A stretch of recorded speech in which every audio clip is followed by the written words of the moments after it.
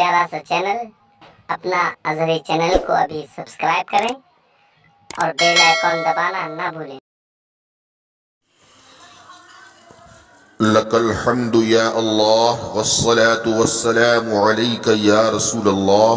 صلى الله تبارك وتعالى عليه وسلم۔ کر جوانی میں عبادت کاہلی اچھی نہیں، کر جوانی میں عبادت کاہلی اچھی نہیں، جب بڑھاپا آ گیا کچھ بات بن پڑتی نہیں، ہے بڑھاپا بھی غنیمت گر جوانی ہو چکی، یہ بڑھاپا بھی نہ ہوگا موت جس دم آ گئی، یہ بڑھاپا بھی نہ ہوگا موت جس دم آ گئی۔ اور اعلیٰ حضرت امام عشق و محبت کنز الکرامت آسمان تحقیق و تدقیق کے نیر اعظم الشاہ امام احمد رضا فاضل بریلوی فرماتے ہیں، آج لے ان کی پناہ آج مدد مانگ ان سے، کل نہ مانیں گے قیامت میں اگر مان گیا۔ قرآن حکیم میں اللہ رب العزت فرماتا ہے کہ جب جنتی لوگ جنت میں اور جہنمی لوگ جہنم میں جائیں گے تو اہل جنت جہنم والوں پر سوال کریں گے، ما سلککم فی سقر، کہ تم کو کس چیز نے جہنم میں ڈال دیا؟ تو دوزخی جواب دیں گے، لم نکو من المصلین، ہم نماز نہیں پڑھا کرتے تھے۔ طبرانی اور بیہقی کی روایت ہے کہ جس نے نماز چھوڑ دی گویا اس کا مال اور اہل و عیال سب کچھ ختم ہو گیا۔ اور روایتوں میں آتا ہے کہ جس نے عمدن نماز چھوڑ دی اللہ تعالیٰ اس کے اعمال کو برباد کر دیتا ہے اور اسے اپنے ذمہ سے نکال دیتا ہے، یہاں تک کہ وہ اللہ تعالیٰ کی بارگاہ میں توبہ کرے۔ یہ بھی روایت میں ملتا ہے کہ جس شخص نے جان بوجھ کر نماز چھوڑ دی اللہ تعالیٰ اس کا نام جہنم کے اس دروازے پر لکھ دیتا ہے جس میں سے اسے داخل ہونا ہوتا ہے۔ معاذ اللہ صد بار معاذ اللہ۔ سرور کائنات فخر موجودات جناب محمد رسول اللہ صلی اللہ علیہ وسلم نے فرمایا، قیامت کے دن سب سے پہلے نماز نہ پڑھنے والوں کے منہ کالے کیے جائیں گے، اور جہنم میں ایک وادی ہے جسے لملم کہا جاتا ہے، اس میں سانپ رہتے ہیں، ہر سانپ اونٹ کی طرح موٹا ہوتا ہے، اللہ اکبر، اونٹ کی طرح موٹا ہوتا ہے اور ایک ماہ کے سفر کے برابر لمبا ہوتا ہے، یعنی اتنا لمبا وہ ہوگا۔ وہ بے نمازی کو ڈسے گا اور اس کا زہر 70 سال تک بے نمازی کے جسم میں جوش مارتا رہے گا، پھر اس کا گوشت گل جائے گا۔ اللہ اکبر، کیسی کیسی سزائیں ہیں، کیسی سخت وعیدیں آئی ہیں تارکین نماز پر۔ اللہ تعالی ہم سب کو اس عذاب سے محفوظ فرمائے۔ قیامت کا دن بڑا ہولناک دن ہوگا۔ اللہ، حشر کے میدان میں لوگ جب حاضر ہوں گے تو ان کے اوپر ایسی گھبراہٹ طاری ہوگی، بدن کانپ رہے ہوں گے، دل دہل رہے ہوں گے۔ حشر کے میدان میں سب حاضر ہیں تو سب سے پہلا سوال رب العالمین اپنے بندوں سے جو پوچھے گا وہ کیا ہوگا؟ صحیح حدیث شریف میں ہے، سب سے پہلا سوال رب یہ پوچھے گا، کیا تم نے نماز پڑھی تھی؟ سب سے یہی سوال ہوگا۔ قیامت کے دن اپنے حضور لوگوں کو سجدہ ریز ہونے کا حکم دے گا، آج مجھے سجدہ کرو۔ دنیا میں تو کوئی سجدہ کرتا تھا، کوئی نہیں کرتا تھا، قیامت کے دن تو وہ بھی کریں گے جنہوں نے سجدے نہیں کیے ہوں گے، سب سجدہ ریز ہو جائیں گے، بلکہ کفار بھی چاہیں گے کہ ہم سجدہ ریز ہو جائیں۔ کیسا منظر ہوگا، بے نمازی، اللہ، سب چاہیں گے کہ ہم رب کو سجدہ کریں، لوگ سجدہ نہیں کر پائیں گے۔ تو جو سجدہ نہیں کر پائیں گے، جنہوں نے دنیا میں سجدہ نہیں کیا تھا، جو دنیا میں رہ کر کے اپنے رب کی عبادت نہیں کیا کرتے تھے، سجدہ ریز نہیں ہوتے تھے، مؤذن پکارتا تھا حی علی الصلاح، آؤ نماز کی طرف،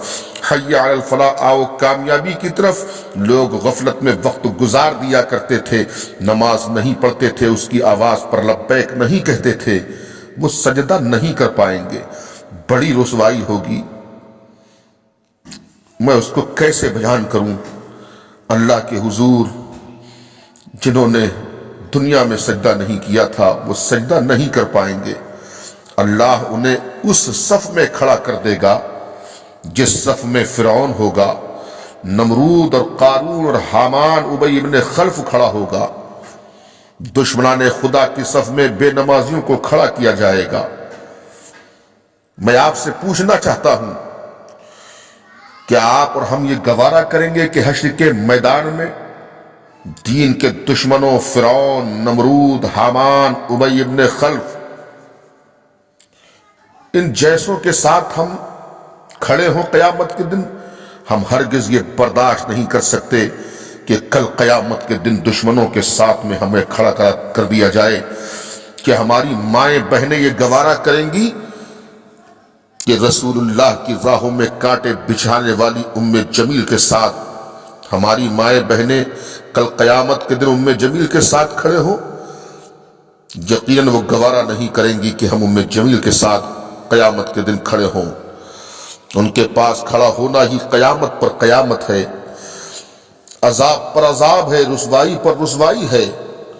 ارے ہماری آرزو تو یہ ہے کہ کل قیامت کے دن ہم اویس قرنی،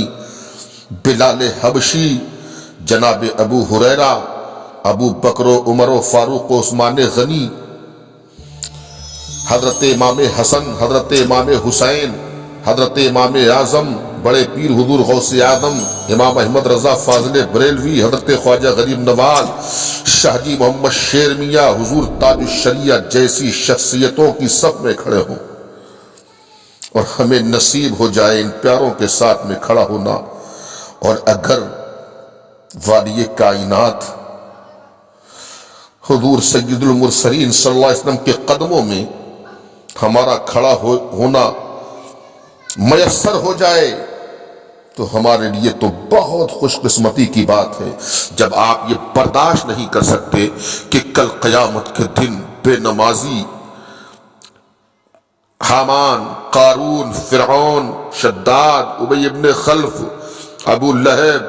ابو جہل کے ساتھ کھڑے ہوں، تو پھر آپ یہ برداشت جب نہیں کر سکتے تو آپ کا دل کیسے یہاں یہ مان جاتا ہے کہ آپ نماز فجر نہیں پڑھتے، ظہر نہیں پڑھتے، عصر نہیں پڑھتے، مغرب نہیں پڑھتے، عشاء نہیں پڑھتے، غفلت میں گزار رہے ہیں؟ زندگی کے کتنے ایام، کتنے سال آپ نے یوں ہی گزار دیے اور آپ نے وقت متعینہ پر اپنی نمازوں کو ادا نہیں کیا۔ ذرا سوچئے تو صحیح، وقت پر نمازیں پڑھو، اور جو نمازیں چھوٹی ہوئی ہیں، جو نمازیں آپ کے اوپر قضا ہیں، جن کا ادا کرنا بہت ضروری ہے، ان قضا نمازوں کی ادائیگی ضرور کر لیجئے۔ اور اعلیٰ حضرت امام احمد رضا فاضل بریلوی رضی اللہ تبارک و تعالیٰ عنہ نے جو تخفیف کی ہے، یعنی کمی کی ہے، جو فتاوی رضویہ میں آپ نے نقل فرمایا ہے، وہ ہم اعلیٰ حضرت کی رقم فرمودہ آسان ترکیب آپ کے سامنے پیش کرنے جا رہے ہیں۔ اب اس وقت تو فرصت ہی فرصت ہے، رمضان شریف کا مہینہ بھی آ گیا، تو اپنا وقت ضائع نہ کرو، اور جو قضا نمازیں ہیں، جس کو عرف عام میں قضائے عمری کہتے ہیں، ان قضا نمازوں کو ادا کرو، اور کوشش یہ کرو میرے پیارے، نامعلوم کب موت دستک دے دے اور ہم دنیا سے چلے جائیں، اور ہمارے اوپر قضا نمازیں جو ہمارے اوپر ہے وہ ادا نہ ہو پائیں، تو سمجھ لو پھر ہمارا ہوگا کیا، ہم مولا کو قیامت کے دن کیا منہ دکھائیں گے۔ لہذا لازمی ہے، ضروری ہے کہ ہماری بتائی ہوئی آسان ترکیب جو فتاوی رضویہ سے اخذ کی گئی ہے وہ ہم آپ تک پہنچا رہے ہیں، اس کو سماعت کریں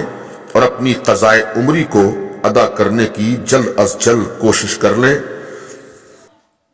سامعین کرام، قضائے عمری ادا کرنے کا آسان طریقہ اب ہم پیش کر رہے ہیں، اس کو ملاحظہ کر لیں، سماعت فرما لیں اور اس پر عمل بھی کریں، نمازوں کو پورا کریں، قضا نمازوں کی ادائیگی جلد از جلد کر لیں۔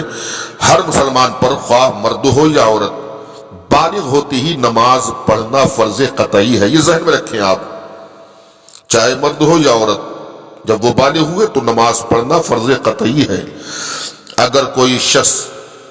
بالغ ہونے کے کئی سال بعد نمازی ہوا تو اس درمیان کی جتنی نمازیں قضا ہو چکی ہیں اس کا ادا کرنا فرض ہے، فرض۔ مثلا عبدالحق 14 ایئرس کی عمر میں، 14 برس کی عمر میں بالغ ہوا، اور جب اس کی عمر 20 ایئرس کی ہوئی، 20 سال کی ہوئی، تو وہ نماز کا پابند ہوا، تو اس کو 6 سال کی قضا نمازیں پڑھنی ہوں گی۔ یعنی 20 سال میں اب اس نے نمازیں پڑھنا شروع کی، جب اس کی عمر 20 سال کی ہو گئی اور 14 سال کی عمر میں وہ بالغ ہوا، تو اب 6 سال کی نمازیں پڑھنا اس کے اوپر فرض ہیں۔ سمجھ لو 6 سال کی نمازیں چھوٹ گئی، پڑھنا بھی ہے، فرض ہیں یہ، تو ایسا کام کیوں کیا جائے؟ خود بھی نمازیں پڑھیں اور اپنے بچوں کو بھی جب وہ بالغ ہو جائے اس سے پہلے سے ٹریننگ دے کہ وہ نمازیں پڑھنا شروع کر دیں، تاکہ جب وہ بالغ ہو جائے تو ان کی عادت نماز پڑھنے کی ہو۔ جس مرد کو اپنے بالغ ہونے کی تاریخ و سال یاد نہ ہو تو وہ اپنے بالغ ہونے کی مدت 12 سال کی قرار دے، یعنی 12 برس کی عمر وہ قرار دے مرد، کیونکہ فقہائے کرام نے فرمایا ہے کہ لڑکا 12 برس کی عمر میں بالغ ہو سکتا ہے۔ اس حساب سے اپنی عمر سے 12 برس تعین کر کے، 12 برس کا سلیکشن کر کے باقی سالوں کی قضا نمازیں ادا کرے۔ بات کو میری سمجھ گئے ہوں گے آپ سامعین، سماعت فرمانے والے برادران اہل سنت، خواتین اہل سنت، میری بات پر غور کریں۔ اب دھیان دیں عورتیں، اور جس عورت کو اپنی بلوغ کی تاریخ سال یاد نہ ہو، تاریخ اور سال، یہ کون سی تاریخ میں یا کون سی سال میں ہم بالغ ہوئے تھے، وہ اپنے بالغ ہونے کی مدت 9 ایئرس یعنی 9 سال قرار دے کر،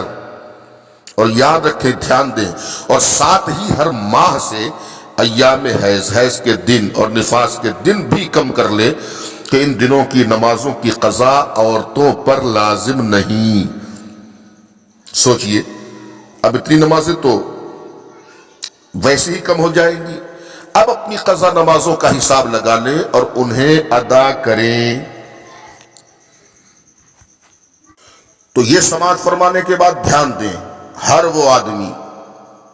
ہر وہ عورت جس کے ذمے قضا نمازیں ہوں تو ان پر لازم ہے کہ جلد سے جلد ادا کرنے کی کوشش کریں، نہ معلوم کس وقت موت آ جائے، کس وقت موت دستک دے دے۔ اب دیکھو، ہم آسان ترکیب آپ کو یہ بھی بتاتے ہیں، قضا نمازیں آپ کو پڑھنا ہے، یعنی اب آپ نمازی ہیں، نمازیں پڑھ رہے ہیں، تو اب آپ کو قضا نمازیں پڑھنا ہے تو دھیان دیں، جیسے ہم ظہر میں نفل پڑھتے ہیں 2 نفل، یا ہم عصر میں 4 رکعت سنت پڑھتے ہیں غیر موقدہ، یا عشاء میں ہم غیر موقدہ سنتیں پڑھتے ہیں، تو ان نمازوں کی جگہ پر قضا ہی پڑھیں۔ ایسی ہی بڑی راتوں میں نوافل کی جگہ قضا نمازیں ہی ادا کریں، جیسے شب برات ہے، شب قدر ہے، سمجھے، شب قدر کی راتیں ہیں، اب رمضان شریف آ رہا ہے، تو یوں ہی نوافل یومیہ یعنی روز کے نوافل جو ہم پڑھتے ہیں، یہ سنت غیر مؤکدات، عصر کی اور عشاء کی، مغرب میں ہمارے 2 نفل ہو گئے، عشاء میں ہمارے 4 ہو گئے، 2 4، تو ان کی جگہ پر ہم قضا نمازیں ہی ادا کریں۔ اللہ تعالیٰ کے فضل سے یہ امید رکھیں کہ وہ قضا کو قبول فرما کر نوافل کے ثواب سے بھی محروم نہیں رکھے گا۔ دھیان دیں، 20 سال کی جب کوئی عورت ہوئی یا کوئی آدمی ہوا، اب عورت نے قرار دے دی اپنی بالغ ہونے کی کا سال 9 سال، تو اب 20 سال میں عورت نمازیں پڑھنا شروع کرتی ہے۔ ہماری مائیں بہنیں دھیان دیں، تو 20 سال کی عمر سے انہوں نے شروع کر دی نمازیں، اب ان کے اوپر 11 سال کی باقی ہیں، تو وہ حساب جوڑ لیں جو ہم نے پہلے بھی بتا دیا کہ وہ ایام حید و نفاس کم کر کے پھر سال بھر کے پورے سال کے 360 دن ہوتے ہیں، تو 360 نمازیں، یعنی فجر کی 360 نمازیں، ظہر کی 360 نمازیں، عصر کی 360 نمازیں، مغرب کی 360 نمازیں، عصر کی، مغرب کی، عشاء کی، اس طریقے سے وہ جوڑیں۔ ایسے ہی ہمارے مرد حضرات 12 سال کی بلوغت کی مدت قرار دے کر 20 سال میں یا 30 سال میں انہوں نے نمازیں پڑھنا شروع کی، تو اب کتنی سال تک ہماری نمازیں چھوٹی ہیں وہ حساب لگا کے اپنی قضا نمازوں کو ادا کریں۔ دیکھو نمازیں ہوتی کتنی ہیں ایک دن کی، یہ قضا نمازیں غور سے سمجھیں، دھیان دیں۔